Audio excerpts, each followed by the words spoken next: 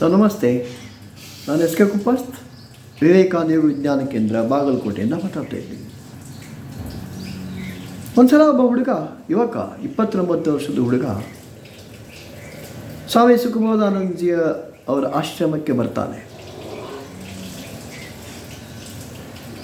ಬಂದಾಗ ಅವನು ಸ್ವಾಮಿ ಜೊತೆಗೆ ತನ್ನ ಗೋಳನ್ನು ಹೇಳ್ಕೊತಾನೆ. ಅವನು ಹೈಲಿ ಕ್ವಾಲಿಫೈಡ್ ವ್ಯಕ್ತಿ, ನ್ಯೂಯಾರ್ಕಿಗೆ ಹೋಗ್ತಾನೆ ಕೆಲಸಕ್ಕೆ.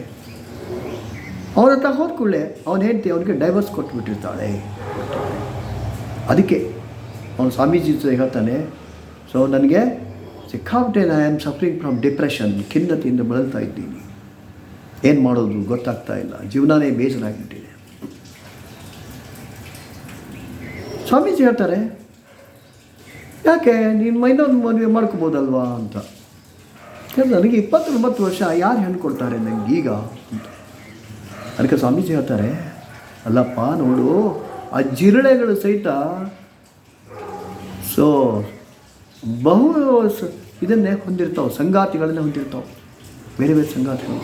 ಅಂದರೆ ನೀನು ಜಿರಳೆಗಳಿಂದಲೂ ಕಡಿಮೆನಾ, ಕನಿಷ್ಠನಾ? ನಿನಗೆಲ್ಲೊಂದು ಹೆಣ್ಣು ಸಿಗಲ್ಲ. ಅದಕ್ಕೆ ಕಾರಣ ನಿನ್ನಲ್ಲಿ ಆತ್ಮವಿಶ್ವಾಸದ ಕೊರತೆ.